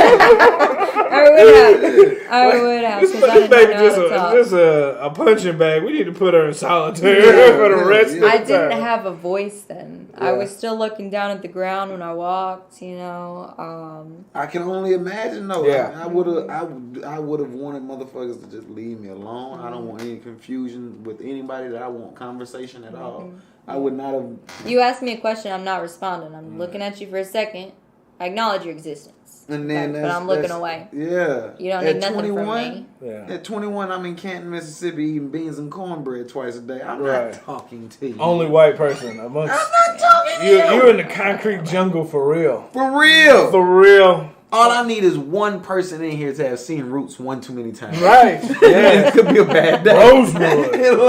Oh. It could be a bad fucking day. So, all right, I'm gonna ask you just a couple quick fire questions just to cover some ground here. Did you plead guilty in court? So my charges in Canton was just like auto burglary. Mm-hmm. So they dropped those charges to extradite me to Tennessee. Right. So I didn't have to plead them. Okay. So how long was your court? You just so I spent about a month in Canton. A week after I agreed to do the at-risk youth thing, they extradited me. Nice. It took 3 days to get there in a dog van, belly chained and, whatever. The drivers were cool. They bought us pizza. They let us smoke cigarettes. Right. The guys in the back stole, we stopped at a gas station. They let them out to smoke, and they stole, a big case of Pepsis that was sitting outside the store. Wow. And I was the last female, so they're passing me all the stuff they got, Nice. I'm still not talking to anybody, though. No, I'm not talking to It's a nobody. nice road trip. Fuck you guys. Yeah, scared to death. I'm thinking I'm about to go to prison for the rest of my life. I had no idea how the system worked. So I get back to Murray County, and there was a gun. They're holding me for his charges as well because he's still in Mississippi facing assault on an officer and escape and all that. Right. So Mississippi is not letting him go. Right. I found out he got 33 years down there. Damn. He still Lord. hasn't been served for Here. this crime. In Tennessee. Damn. Wow. Yeah. That was just for the cops' legs. Yeah, and he was And breaking out of the 24 at car. the time. He was 24. Wow. He getting out at 67, Yeah. 66. Well, that's Mississippi. He ain't getting Yeah. that. He ain't He's getting got to. He doesn't. He's still got to That's come what I'm here. saying. I'm just Yeah. thinking, like, Yeah. them. Right. Shit. Yeah. Ugh. So, How long did you have to do? so I got, eventually, I was convicted for 12 years at 30%. Okay. 2 years pre-trial because of, they kept, 11 years at 100% or 11 years at 85% or, whatever. And I'm like, I didn't, it was bad, right? It was bad, but it wasn't that bad. And I would not have been in that situation. This was not my idea. But you got to have an attorney for all that stuff. Mm-hmm. And I did not have money for that. And I was a junkie. I didn't really have an alibi. Right. So all You I didn't know have tact. is if I go to trial, that's 15 out of 100 if I'm found guilty. So I don't got time for that. Right. So let me just take my little plea. And there's a bunch of stuff that I did that I wasn't ever caught for. So you get that karma. all the drugs and stuff. So let me just lay down because I don't have anything else to do. So essentially, it was. What'd you say you ended up pleading with? So 12 at 30 is 4 years. 4 years. 4 years, they went by quick, though. On the outside. I don't know how they went by for you on the inside. But I remember when I saw on social media, your dad and them were posting, they're like, oh, she's out. And I was like, damn, she out. You know what I mean? I was like, I didn't think I would see you for a while, But the 4 years, they went pretty quick. Yeah. The first 2 were hard. So Murray County houses violent offenders on 23-1. That means you're locked down for 23 hours a day. You get out for an hour. It's actually So more you were like in 45 county for minutes. 4 years? I was in county for 2 because Okay. I hadn't been sentenced. Okay. All right. It took them 20 months to sentence me. So that Could you have means been bonded out? for $150,000. Whew. Yeah. Okay. Yeah. I tell So- people, you don't ever so want no. me to buy. If I'd have bound you out for $150,000, I own you. Yeah. You know what I mean? I'd Yeah. have bought you. I would have said, screw you. Yeah, that's what I'm saying. I'm though. tired of owing people. Right. Feeling like I got to do 150. something for somebody else. So let me just do my time for me. I had a roommate. 20 bands. If she violated, when she violated her house, she violated 20 bands or something like that. I was like, better get your ass there. If you don't go to court, I own you. Yeah. I own you. I own you. If I'm going over 10 bands, I own you. That's what Exactly. it is. Cooking, cleaning, clipping the toenails, all of it. Whatever. I own you. So Whatever I think of. the cool thing though, when I got shipped to Tennessee, Fresh Start had just started coming in the jails to do classes and stuff. Right. So it usually takes about 6 months to get into a class after you've been sentenced. And I was pre-trial and I was a violent offender, but they got me in the classes. Oh, nice. Wow. So Wow. immediately, I didn't really talk for the first 6 months in those classes. Like 3 or 4 days a week, we were in classes, like recovery classes, AA, NA, Celebrate Recovery, spiritual principles of recovery, whatever. Did that stuff helped your day go by? I'm sure. Yeah, it gave me something. I was in school. Right. I was Right. back in college. Right. I had my textbooks. I made friends with the pastor and the volunteers and stuff that come in, so they were sending me books. They gave me their leader guides, and so there came a point where they stopped letting violent offenders go to classes. We were locked back down, and I became a trustee, so that means I was out of my cell, Right. and I was teaching these classes between a door for the people that couldn't get out. Wow. I was giving them recovery. Wow. So I did that for about 2 years, and then they finally shipped me to prison. Classifications in Nashville, that was terrifying. Absolutely terrible. That was worse than Canton. Okay. Prison in Nashville. Wow. The guards scream at you like dogs. They knock your stuff out of your hands, and Oh, wow. all the women are fighting and stabbing each other and stuff like that. Ooh.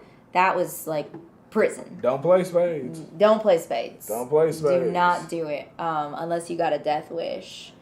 or if Wow. you're doing life or something. Yeah, don't my do it. buddy, he saw 2 people stabbed over Slade's games Mm-hmm. with whatever they were keeping score with.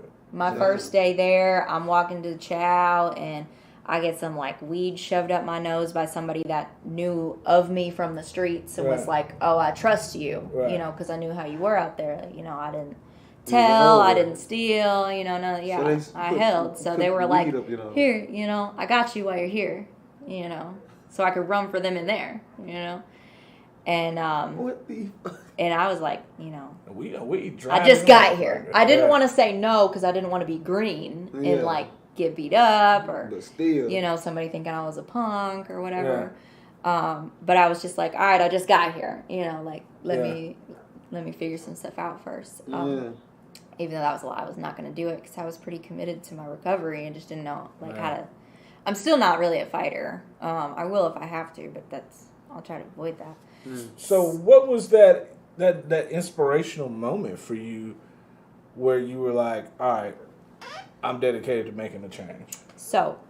It must have been when you were teaching people in between doors, though. So that was cool. So I found what I'm good at. Yeah. I found my voice. That was some dedication. The thing that really opened my eyes or opened my heart was when I found out what church this Celebrate program, this Fresh Start church was. It was right across the parking lot from the apartments that I used to trap out. And I used to watch this pastor get ready for her sermons first thing in the morning. While I stayed up all night, I'm standing outside smoking a cigarette, and I see this lady sitting in her van getting ready for church. She'd sit in there for hours reading her Bible or making notes or whatever. That was the lady that came into the jail to teach me. Oh, wow. Wow. Like God and recovery were right there. Like Right the across the whole street. time. Right. Right across the street. Right across the street. Like I tell right my there. friends that, like, because everybody has a past. So I always tell my friends, like, wait till you find out that he was there the whole time. That's the moment when it's really going to fuck you up. It clicked. It's And it was really extra reassurance when I He was got there the out. whole time. And another house that I used to trap out was the old parishioner's house for the church that I now work at. Wow. Wow. Double whammy. So, Life is about choices. yeah, it's all about choices. For real. And God was right there this whole time. So that was kind of like a, okay, I don't get it, but okay. Right. You know, I'll ride with you now. You know, forget these guys. I'm riding with you. I don't know where we're going. I don't care, but I didn't know where they were going either. Right. And I still rode. So let's figure this out. So I got classified out to Memphis, or Henning. That's the women's, they renamed it, right, for grants and stuff. The Women's Therapeutic Residential Center. Okay. Oh, good name. Good Yeah. for Nash. WTRC. So it's like a That's rehab good for prison. Nash. So it's supposed to have more classes, more programs, Right. more freedoms. The guards can't talk to you like dogs. They still not the most respectful people, Right. but they're not screaming at you, throwing your stuff everywhere and whatever. So I go out there and I did 2 years out there. My parole, I have a parole hearing. They require me to do this thing we call TC or TCOM. It's therapeutic community. It's a 9-month, like inpatient rehab in the prison. So 9 months, 120 women in this one pod. You know, you still have cells and stuff, but you have, you know, classes every day. There's a head of house. It's a rehab. And when I got there, the director stepped down. So we didn't have classes. Oh, wow. And our counselors were too busy with paperwork to teach us. So So, I taught. Mm. So, wait, as soon as you got there? as soon as I got there. Holy shit. So I still had all my textbooks and all my, you know, whatever from the county, and I had my mentors and stuff send me some more stuff to the pen. They followed me out there. You know, they saw something in me, Right. and they gave me what I needed to lead 120 women through a 9-month program. Oh, wow. Did you have any pushback from the other inmates there? Not really. Wow. Not really. I mean, there were some. The only pushback I had wasn't personal. It was like I get what you're doing, but I'm not ready. Yeah. Or I don't believe in the program. And it's funny because some of the people that didn't believe in the program went 2 ways. Either Some of them are dead now. A couple of them are back in the pen. And then a couple of them are running recovery programs out here now. Wow. That's what we hear in all the music and movies. You either go Like, I just want to go up to them. jail or you change your whole life. Yep. I want to be like, oh, you remember that time you told me I was full of shit? Yeah. Yeah. What now? Oh, it works. Right. It works if you work it. Right. If you work it. You have nothing else to lose. Why not try? Yeah. Well, you stand in four walls all day. Well, here's the thing. There is proof. It's evidence-based. There's books and movies and whatever about these people getting their lives together through this simple, spiritual, not religious program. Right. You know, just open your mind to something different. And if it doesn't work for you, then quit. Yep. You know, but give it a try because At what you least got give to it lose. a try. Yeah. At least give it a try. 'Cause- That'd be my only thing. Like, if you're not gonna at least try something different, Yeah. then it might not be for you. Yeah, it At might not. least give it a You have nothing else to lose. Because what else are you doing? gonna You're do? sitting in prison, like, you know, eating honey buns and Yeah. Roll the you dice know. on a spades game. Yeah. Right. Mm-hmm. Mm-mm. Yeah. Oh man. So when you're in prison and you're doing a program for 9 months, at the end of those 9 months though, were you in charge of that program now, or was it just kind of like So when I graduated, when my 9 months was up, because there was such a desperate need for, like, almost in order to make parole, you have to go through that program. So Right. you can look up statistics on, over incarceration. But I'm saying, what did they do about like the director and stuff? Did they get a new one while you were doing it? Like, so what did they do? You were done, and they were just like, I all was right. done, and the rest of the girls had to figure it out. Damn, they didn't have you tag along or stick No, because around? I was a bed. I was a number, and they had to Yeah. fill that bed. I feel you, but they couldn't bring you from another compound across the yard at 2:00 every day. Need you to do your thing again. Damn. Numbers. Sorry, of that. bitches. Tough luck. The Some governor was in there like every month trying to get those beds filled up. Anytime there was a bed open, within the hour there was somebody else moving in.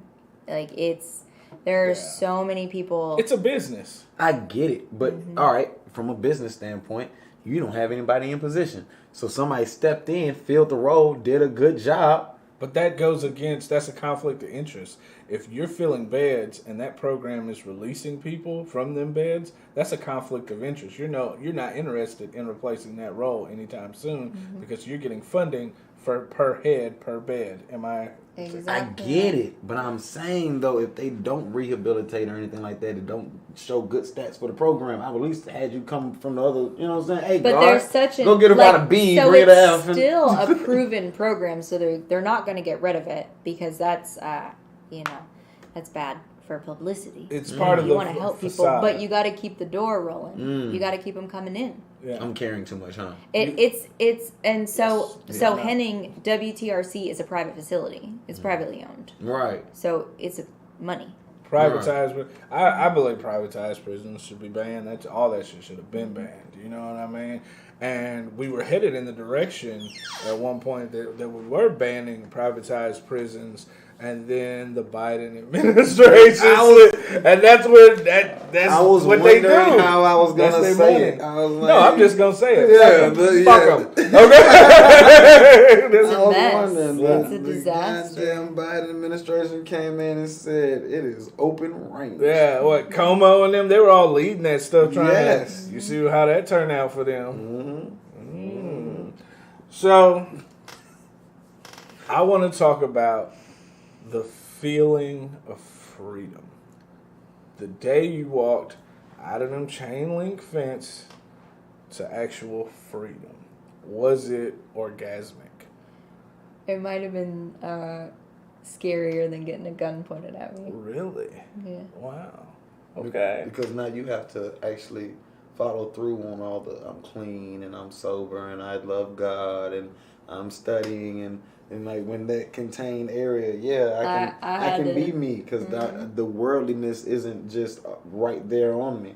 So now you're walking out into the world and it's like now there is no regimen you have to follow and somebody walking beside you making sure you walk a straight line and somebody making sure you go to class and do this, da da da. Yeah, what It's time on am I you. supposed to eat now? Right, it's on you. When's Trace? Because I'm hungry. My homegirl, Now what? she did 8 years. She said the most awkward thing for her was walking on soft carpet because she had walked on that concrete slab for so long that she almost felt off balance. Walking on On soft, like Berber carpet. For me, it was not just taking a shower without shoes on, but actually taking a bath.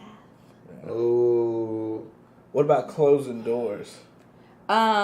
So that was fine. Locked doors. That was fine. No. They don't. You don't open doors for so long. I get it. No, Yes, I get it. that they walk through doors. How do you feel about locked doors? They bring me comfort. They bring you comfort? Okay. Yeah, they comfort me.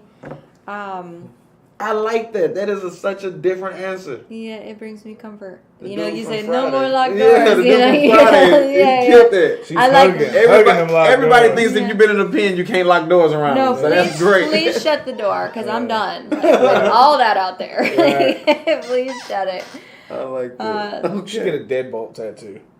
Okay. Yeah. I got a little more space Ooh. open. I'll take suggestions today. I don't have to do it all by myself.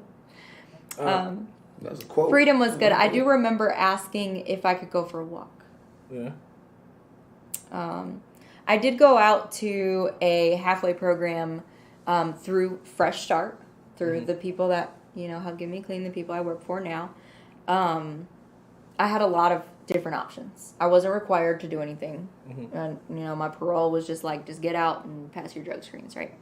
So I chose to go to halfway so that I could be self-sufficient, so that I wasn't relying on, my dad or transitional a too. man or what, and transition because 4 years of not, feeding yourself and not paying your bills and also I was 21 and like a drug addict, for the previous 4 years of that, I don't know how to be a grown up. What technology had changed in those 4 years? We went from the iPhone 6 to the 11. Yeah.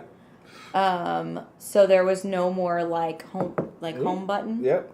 No more button. So that was hard. Cars had backup cameras and Wi-Fi. Yep. Now they have satellite cameras that go from the top. Yep. Trippy. I don't like it. I just watched Enemy of the State today. Yeah, and everything's streaming. Yep. No more cable. That fucked you up, huh? That fucked you up. So now I'm having to download all these apps on this phone that I don't know how to use just Remember to watch a bunch anything. of usernames and passwords. Yeah. And, Well, the cool thing is there's facial recognition. Yeah. I did jump on that. Because I'm not good with passwords. I watched and from a stuff. distance, your release and transitions to who you are, when you got your tattoos and everything. And I was like, oh, she's really out here just enjoying life and really, you know what I mean? So the first selfie I took, I want to show you guys. I'll have to send it to you. The first selfie that I took was awkward as crap. It wasn't the one like this, was it? When you hold it like that, with up the nose? No, so it was... it wasn't the old uncle that the little... It was a just gave him the little camera picture. It was a camera picture, and my smile is just Yeah. I didn't know how to take pictures. Yeah. I didn't know how to take pictures, You and I'm went like, straight back I don't to know what to do with my photos. hands. I'm Ricky I don't know what to do Bobby. with my hands. I don't know. Yeah. So that's been cool to see that I, get to know how to use a camera again, and I have been trying to just enjoy life. I've taken a lot of vacations and a lot of trips, and so I completed the halfway house program. It's an 8-month program, but I did it in 6 months because I got a full ride to Martin Methodist on a leadership scholarship for telling my story. Nice. To a bunch of people with a lot of money. No, And just being completely honest, because I think I was a month out of prison. So I did not know how to not talk about prison. right. And I still try not to water myself down about it. I don't like to, because it is an important part of my story, and so far it's worked out good to tell it. Even if it makes people uncomfortable, because that's how we grow. You don't grow by staying comfortable. Asking you was a little bit uncomfortable for me. I was like, all right, this can go really well, or this can go really bad, and this can go really bad, and me and Chris be into it. You know what I mean? I was like, it was lasting. Yeah, I was like, so I'm just gonna throw it out here. I'm very much a person that's just like, you know what I mean? Like, so when I asked, I was like, hey, you want to come on and tell your story on the show? You know, and I just laid it out like that. And It's a hell of a story. Yeah. It's For a sure. hell of a journey. Yeah. So what are you, 28, 29 now? 28. I just turned 28. Wow. You have a hell of a journey. Yeah. And So- you're still really young. What's the Shit. 5-year plan? 5 year from now. Yeah. It just changed last week, so. Ah. But Hit the horns, Z. Hit the horns, baby. it's changed. But we're gonna behave this time when we're single, right? Yes, so I'm definitely open-minded. I'm learning still. It's a Yeah. deeper lesson every time that, you know, my plan and God's plan aren't always the same. And so I kind of have an idea of where I want to go. So I know that I'm still going to be helping people spiritually, whether it's recovery or in the church or counseling. I would love one day I will have some sort of therapy degree of some sort in counseling and, you know, LDAC or Right. whatever, licensed drug and alcohol or whatever. Just because I'm like very empathetic and I have a lot of life experience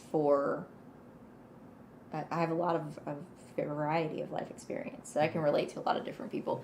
And that growing up, you know, where you move a whole lot and you adapt and you're like a chameleon, Right. you know, and I can rationalize what somebody's gone through even though I haven't been through it. So I think, Empathy. you know, I need to use that to I'm help so somebody. not this type, but when is your birthday?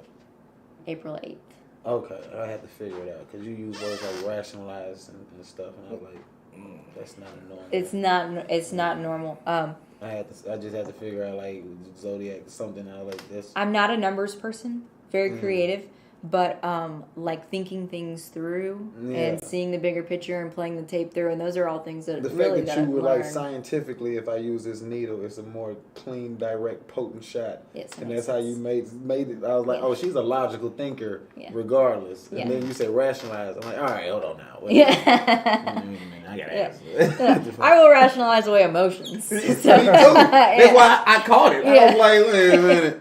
Wait a minute, because you're like in those moments, emotion kicks in. It's like, no, don't do this. You don't want to cross this line. Yeah. But then, like your rational kicks in, like, No, because it's hard. It's hard being human. You know, I don't want to like throw the Bible out there or whatever, but there is a psalm, you know, that talks about not listening to your heart because the heart changes. Yep. And we say in recovery that feelings are indicators; they're not dictators. right. Yes. So what do you do with that? Do you listen to your heart, or do you follow your brain? Right. You know what makes sense. Right. But you got to find that balance in there, and that's all about like what I help people do today is kind of helping them talk through it. I don't have any answers. Okay, I do not have the answers. I can tell you what worked for me. Right. I Make can tell you what's suggestions. worked for other people. I can make suggestions looking from the outside in. Maybe this is what I would do today, or this, if I was you, from what I see, this is what, you know, maybe you could consider. But ultimately, we all have choices today. So. I like that though. I like that. I'm going to say, with NA programs, I really think a lot of them should be restructured. I think a lot of them should almost be 100% virtual, because I know so many addicts that go to NA meetings and they link up with other addicts and fall off. Yeah. Like, could you imagine? And this is just me telling you, but I just think maybe at some point this stuff should go virtual with no way to contact. But the only person that sees everybody is the instructor, and if they give you permission to speak, there's no chat. There's no, you know, for me to contact you through that, I'd have to hold a sign up to my camera that said, "Brandon, this is my number. Call me." Right, You know right. what I'm saying? You gotta dive deep. Yeah. So I agree, Yeah. but here's like food for thought. So I'm a fan of the virtual, but I deal enough with people that I don't always want to like connect Right. you know, face to face, because like especially like being like empathetic and stuff too, like Energy. I feel that energy and it just wears Drains. me down. Yes. So I need What's that that word people try to disconnect. call us when you do that? Empath. Yeah, thank you. Yeah. Yeah.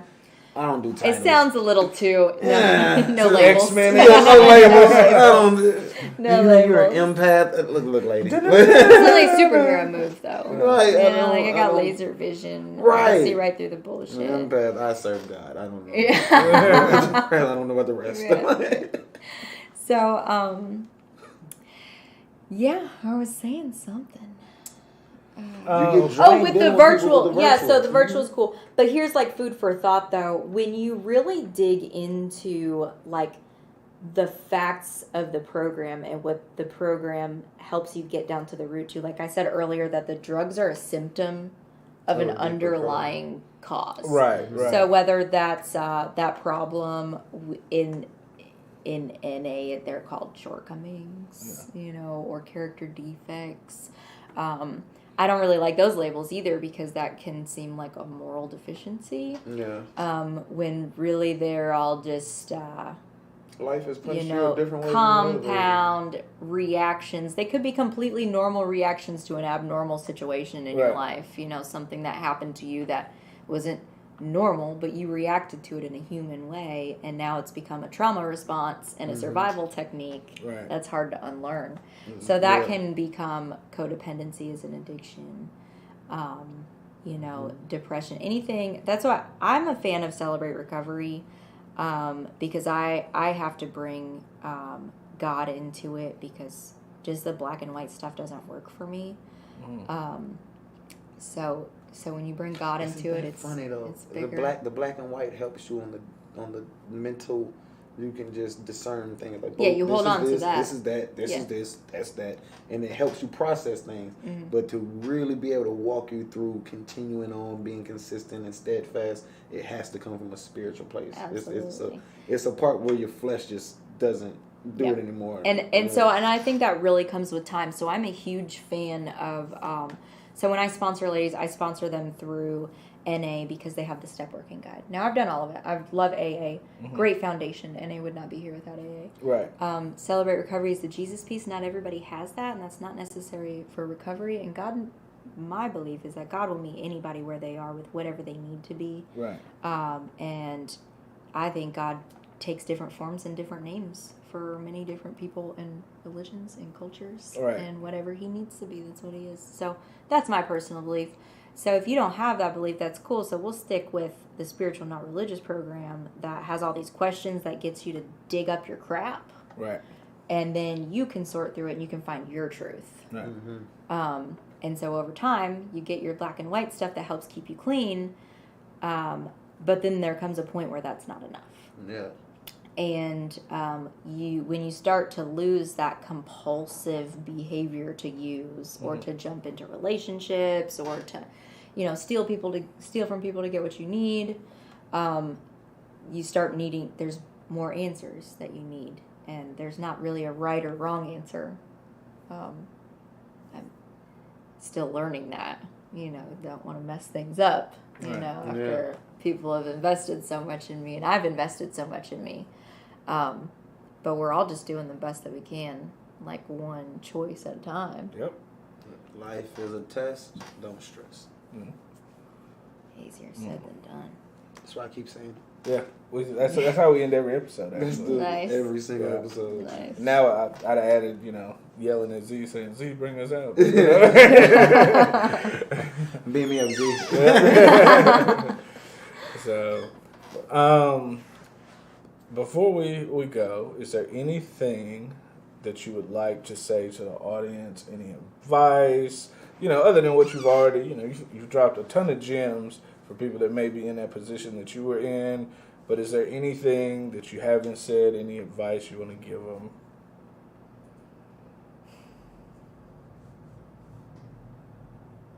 Any first step? First steps, definitely reach out. Yeah. Reach out. It was important for me to ask for help, even though I didn't know what that looked like. Right. Like that famous prayer, like, God save me from myself or let me die. I think that was the opening inside of me to receive help from wherever that came from. So reach out. Reach out. Say something. Speak up. You know, you Be don't the got to speaker shout word. it from the rooftops, but Right. Speak up for yourself. speak up for yourself. Walk in your truth. Listen to your gut. Yeah. Unless Gut instinct is your heart talking to your brain. Mm-hmm. That's what I always say. Oh, Jesus. You're not supposed to make sounds like that. no, that's not gracious. good. But I always felt like your gut instinct is like your little Jiminy Cricket. You know what I mean? And Pinocchio didn't always listen to him, and it didn't always go bad. But you should always stop and consider. Right. It is hard to like discern the difference between your gut and then like a fear response or an insecurity. How do you discern that? I know, right? A You brought it up. deep breath. Deep breath. It feels a little different. I mean, for me, it's tact. You know, I'll use a insecurity like dating. All right. A lot of times, if I'm on the phone with another woman and, you know, my woman's here and I'm talking on speakerphone or something, I have to let them know, like, look, if I was sleeping with this other woman, we wouldn't be on speakerphone talking. There's so many apps you can talk to people and disappear. Why would I be on speakerphone with this person, even letting you know they exist in our world? So, like, you gotta have the tact to think beyond just the situation. You know, their plan went from a really like, oh, we're just gonna take the car when we While drop she's her at off work. at work. That's a civil suit. She'd never seen bars. All the way to Yes. Canton, Mississippi. That's the difference in two people. She may think objectively, but he's thinking like emotionally, and he's just like, oh, we doing this shit. You know what I mean? It's just like, Are you crazy? Yes. Yeah. yes. Yes, You I know am. what I mean? So It's think crazy. about it. Take 5 minutes and think about the decisions you're going to make. Play the tape through. Right. It's crazy the absence of logic and the overflow of emotion. Is that equal to crazy? And when you see people act out and we say crazy, they turn crazy, they went crazy. Is that just an overflow of emotion and not enough logic? For a person that's worked in developing, DIDs, okay? Crazy people don't know they're crazy. When a person tells you they're crazy, they're diagnosing themselves. Real crazy people Right. don't know they're because crazy. they're so emotional in the moment. Well, and it may be logical to them because their perception is different from ours. So it might not be emotion at all. They just crazy. Okay. All right. I just had to ask. It's all about perspective. And so we talk about that a lot in recovery too. So you just change your perspective.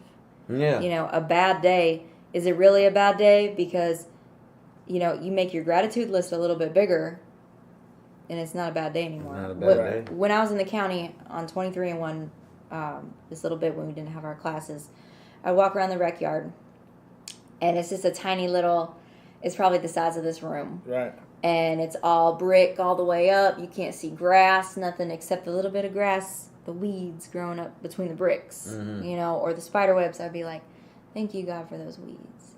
Thank you, God, for that spider web. You know, even when I didn't mean it, I would say it until I did.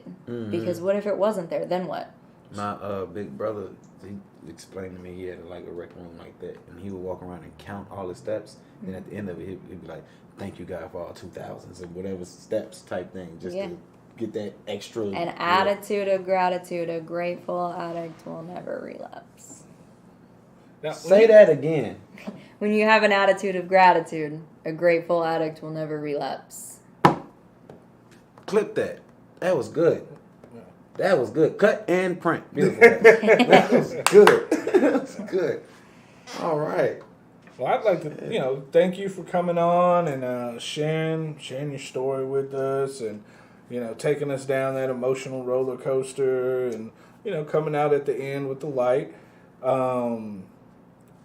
I just think it's really important that people get to hear these things and they get to understand not only actions have consequences, but it's not the end of the world. Yeah, it's not the end of the world. Life happens, and it can come slowly. You know, we moved a lot. Sure, that's abnormal, but it wasn't a crazy growing up experience. Right. You know, it was different. It was different, but you know, our parents loved us, and you know, whatever, and it was fine. But there's little pieces, you know, along the way that add up over time, and then coupled with a few bad decisions, right? You know, things can get out of hand really fast. Really fast. People don't realize your life can change. I was only on the heavy drugs for about 6 months before I got arrested. Right. For the big. But you know what, though?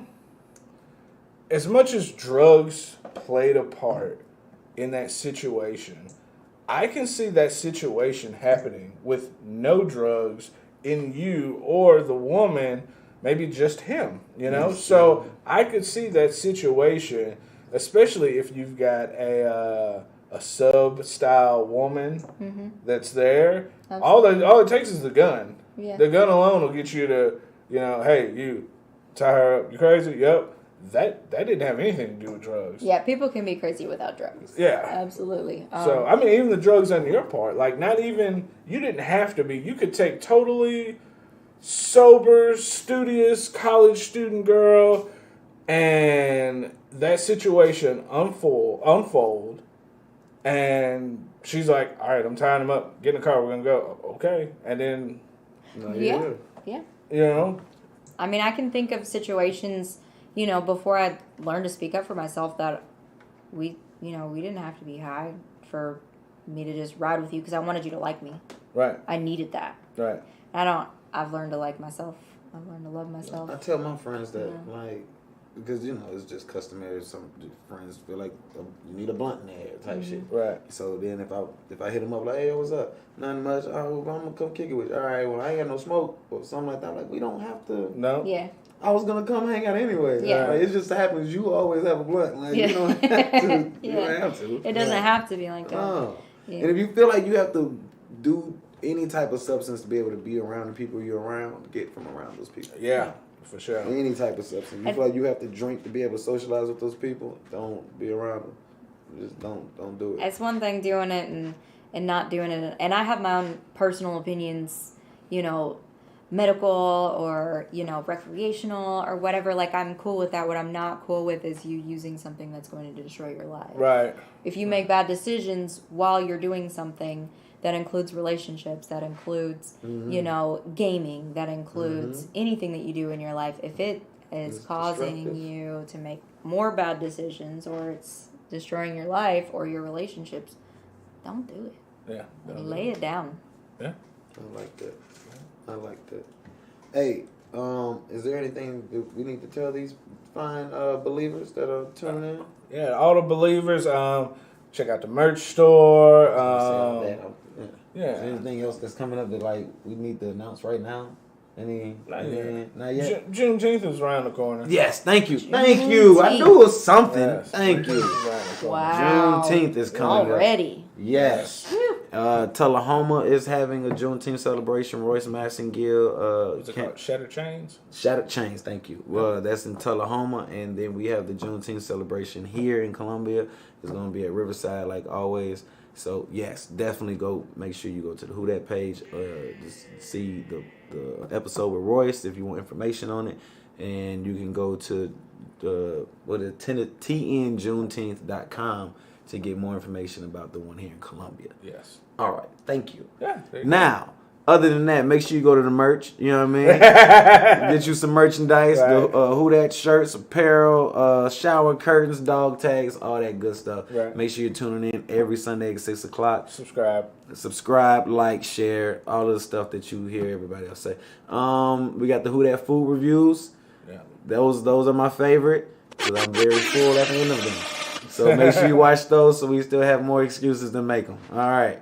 So I hope you like this episode. Thank you to Kourtney for coming on the mothership and sharing the story and your time with us. pot. It's still very ugly. Thank you. Z, appreciate you, man. Can you take us out of here? And in the meantime, stay blessed. Don't stress. Life is just a test. WhoDat? You're now rocking with DJ